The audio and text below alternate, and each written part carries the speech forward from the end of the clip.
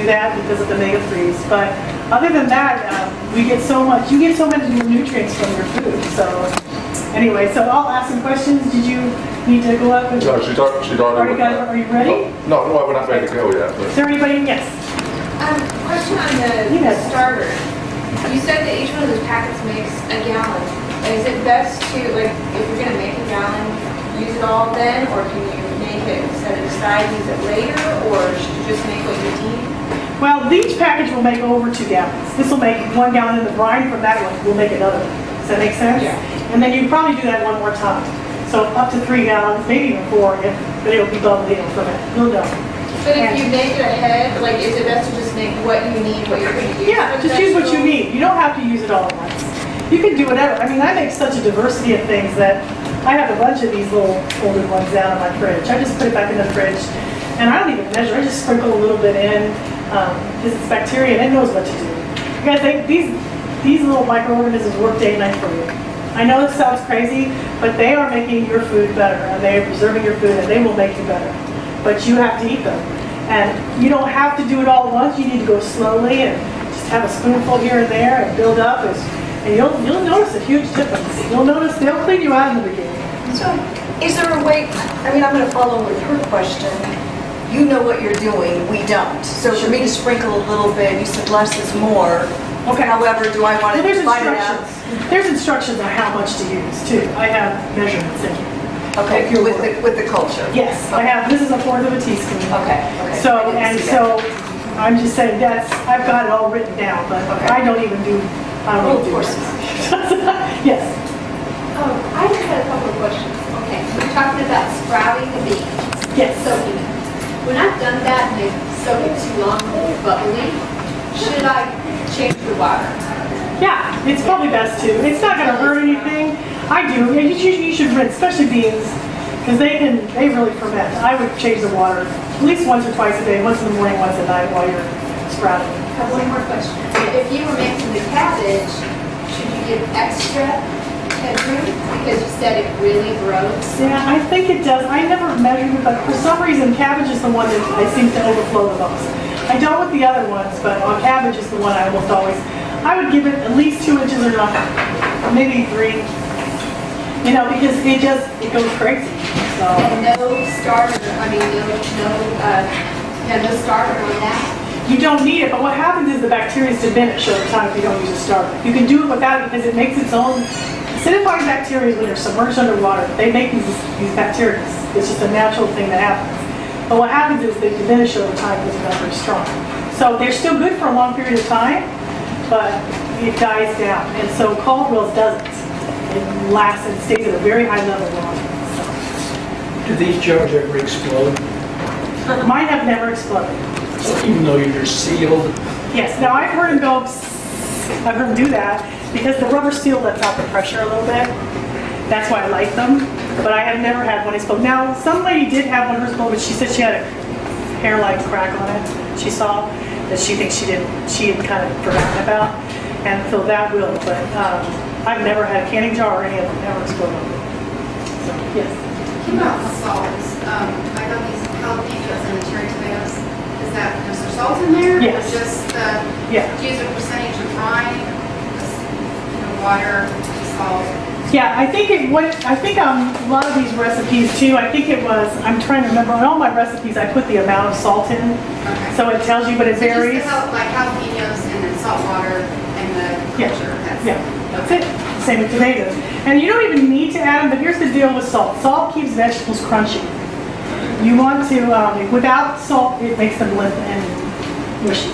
So if you don't mind that, you don't need the salt. But salt also is a preservative. So it also does help to preserve the vegetables. Yes? Okay. Once you made the pito, how long will it take before it's fermented and ready to eat? 3 days. 3 days. 3 days, and then you stick it in the fridge, and it'll last 5 months in your fridge. Can you culture greens like kale?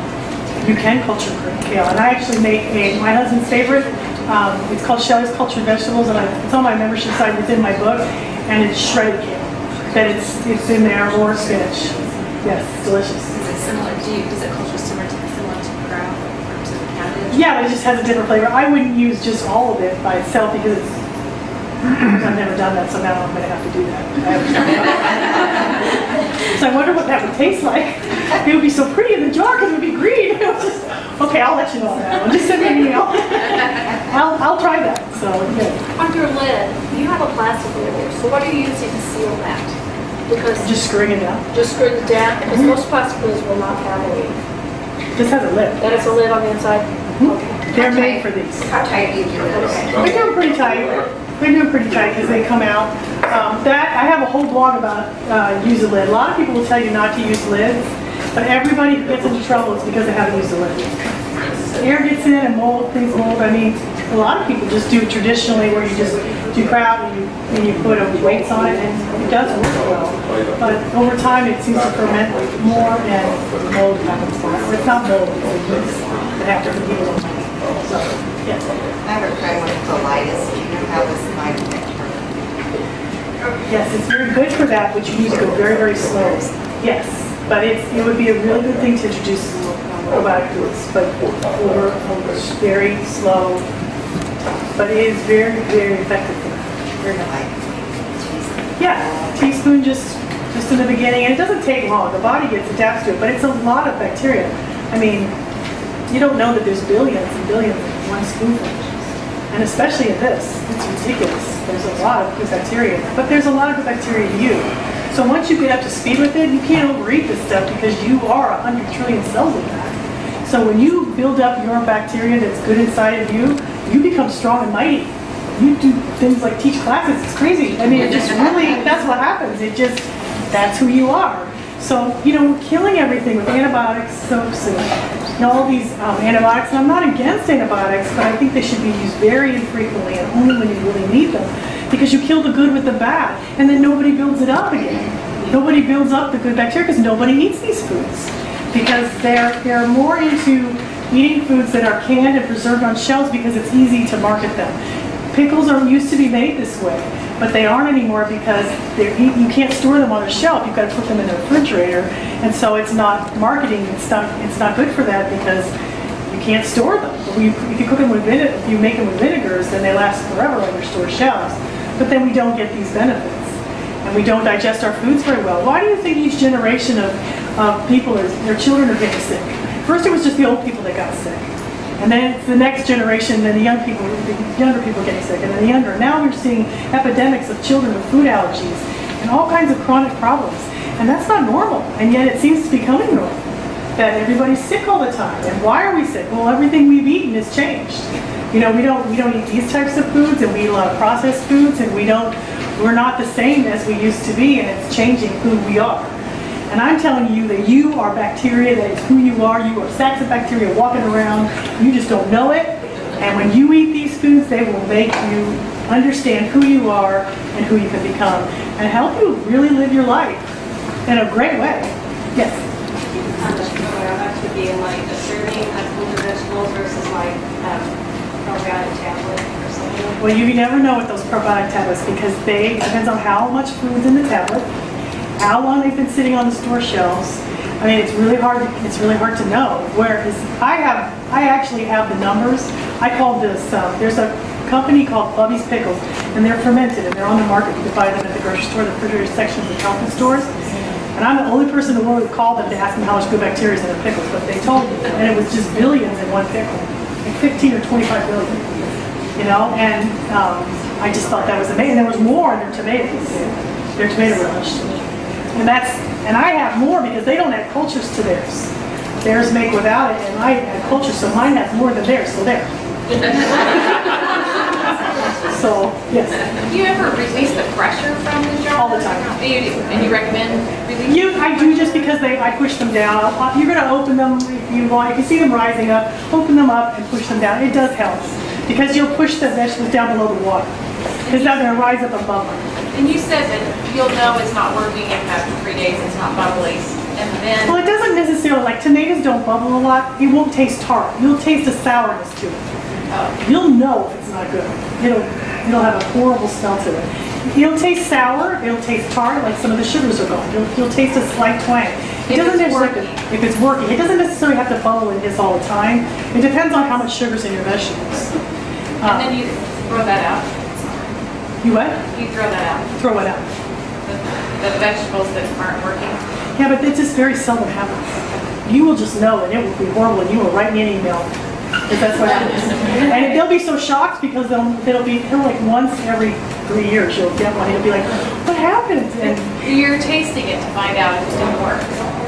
You'll know when you open the jar. Okay. It'll smell off. You'll know that smell. It just hasn't, and it just doesn't happen. That just doesn't happen very often. It's just a natural. Every once in a while, I probably in the course of the last, I probably only got like a handful of emails where people, and it was always because of something they did. You know, they didn't add a culture, or they used old vegetables, or they let it sit out too long.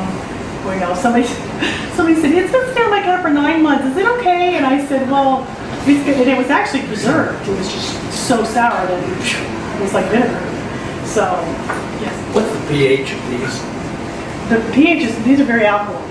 I don't know exactly the number, but they're considered alkaline. They're not like fermented foods. Doctors will tell people to stay away from fermented foods, but when they're saying fermented foods, they're talking about fermented foods with vinegars. They're talking about the normal ones on the market that people consume. They don't, half the time, I don't even know what these are. So they'll say, don't eat fermented foods like if you have candida. Well, these are the best thing in the world to get rid of candida. It's awesome. Yes. Is this, okay, I have a two-part question, Amy. Okay, you said people are sicker now, the kids are grown up and they're just as sick as old. But why are people living longer? Well, that's Well, they're not. It started going down.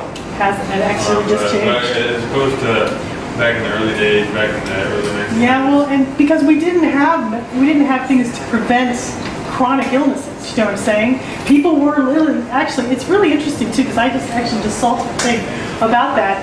And what was happening, people are living longer, but look at the quality of their life. That's the difference. Yeah. Do they feel like this? I'm 53 years old and I feel 25. It's ridiculous. I am driving my guys crazy that work for me. They're in their 30s and they cannot keep up with me. I'm like, let's go, let's do this. They're like, okay, because I didn't feel like this when I was in my 20s. So maybe some of them we have increased from years ago because we didn't have things that protected us and we didn't have understanding. But no, people are living in it. It's not the norm. It's really sad. Do you have a minute to talk about the kefir sodas that you make?